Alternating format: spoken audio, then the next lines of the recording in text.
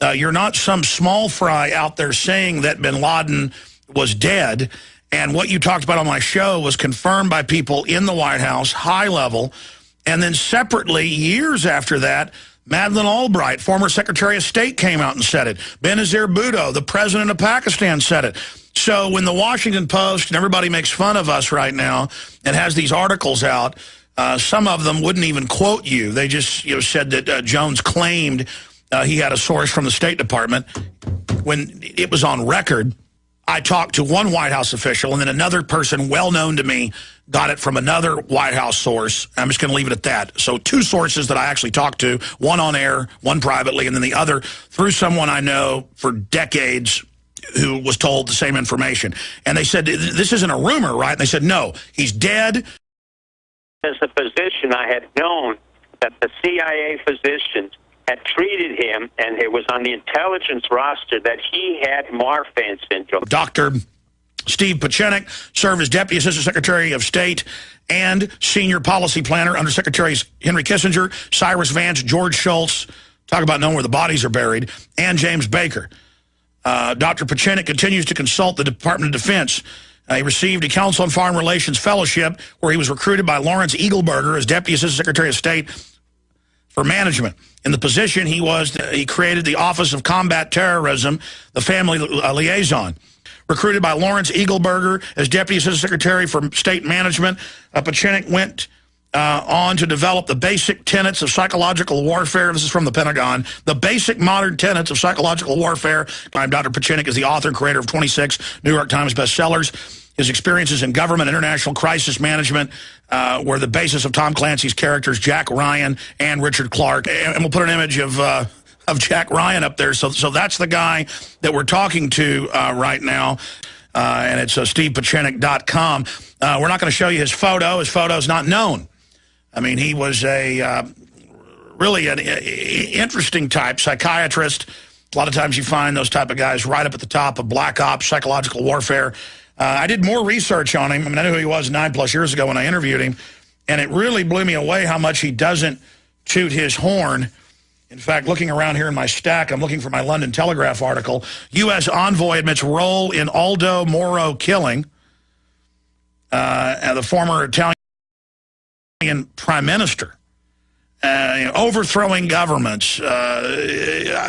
I mean, he is Jack Ryan and then some. And I mean, I got to say, at certain levels, they make it mythical, the Navy SEALs and the Delta Force and all that stuff. I mean, this guy, people like to get scared of those types. People ought to really be creeped out in a way by just how much this guy knows, where he's been. He's a scary guy. And I know he's going to probably laugh at that in a minute.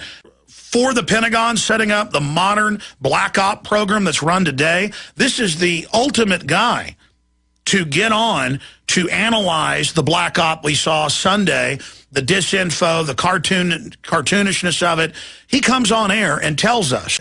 I was a Deputy Assistant Secretary under Nixon, Ford, and came under Special and Carter.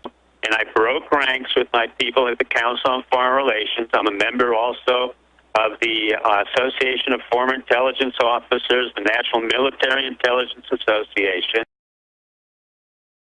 9/11, it has to do with a famous technique in warfare that we call stand down, false flag, deception, and denial. We had a stand down and a false flag, which was told to me repeatedly by the people I worked with, including a very famous general that I will not repeat his name, to protect him until I go to a grand jury.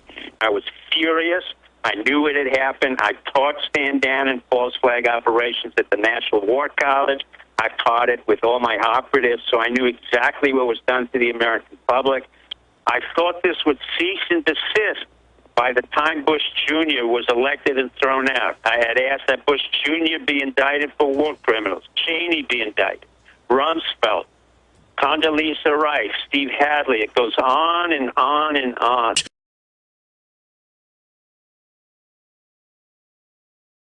I was talking to the Washington Post lady, and she was like, everybody in the office doesn't believe it. She was giggling, and I said, do you understand? This isn't funny.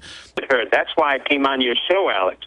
One of the reasons when I went on the shows like Chris Matthews, CNN, all of that nonsense, because they wanted me to say certain things, and Matthews had no idea what we were talking about. And going to Iraq at the time, you had all these anchormen and basically pretty boys up there. Yeah, I've met some of these people. They are like children. I'm not even saying I'm...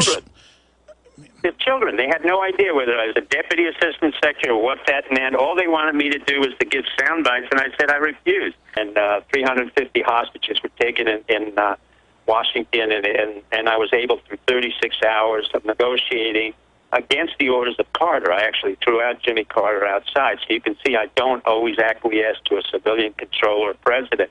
And basically there was a very important gentleman who worked with me named Yaqub Khan. Yaqub Khan was the foreign minister of Pakistan, was our ambassador to the United States, but was the father of the Pakistani army. As a result of that, I got to know the various generals throughout his ranks, who they were, and he talked to me about Elzia, Musharraf, Benazir Bhutto, her father, what would happen. So I intimately got to know both the military elements of this incredible army that was trained under General Yaqub Khan. And a friend of mine was also the head of the Islamic Brotherhood. Believe it or not, we went to MIT together. I'll tell you one principle of counterterrorism and psychological warfare. Any terrorist that has been apprehended, for the most part, as a rule of thumb, for example, Carlos, not only served intelligence of the Soviets, he served intelligence for the Mossad, for the French, who questionably called him BND. So within this game of counterterrorism, which is really a game, a very sick game, we create what is called, under Kissinger, strategic tensions. We create strategic tensions so we have a legitimate reason to go into a country to either invade, suppress, or extract whatever mineral rights. Now, let me give you an understanding. Let me say it very clearly. Osama bin Laden was on more than one payroll. He was not only the CIA payroll, British payroll, but guess whose other payroll he was on, Alex Jones? The Israelis. Take a wild guess. You got it. And he had relationships with Jews in the Middle East, in the diamond business, and Israel will go absolutely nuts. But the New York Times article years ago even reported how a lot of his own money came out of the Jewish diamond dealers in Tel Aviv, and his mother, Yemeni, usually would probably be Jewish. But I don't want to get into this entire issue other than the fact that people have to understand, when I went after Noriega, which also cost my life because he hunted me down, accused me of being an assassin, whether it's right or wrong, let's not worry about that. But he served our intelligence, he served Latin American intelligence, he served Cuban intelligence, he served many intelligence. Osama bin Laden was already dead. We used him. All of these so-called villains are used for national security purposes, and the vehicle is always a psychological operation to mobilize the American public through the most cynical of all statements, national security, freedom of speech, and in fact what happens is there's suppression. The only terrorists right now are being supported by Al-Haqqa, which is supported by the Pakistani Inter-Service Intelligence, what Gore said to you last night, which ironically is being supported by the CIA. And even Al-Haqqas have been reporting back to our intelligence operatives saying, what in God's name is going on? We're being paid by our own CIA, your CIA, through the ISI to kill your soldiers. Now, if you can explain that to me, you're going to have to explain that to the American public. And that's what I meant by deception and denial that's been going on for 3 administrations, Clinton, Bush, and this administration. It has to stop.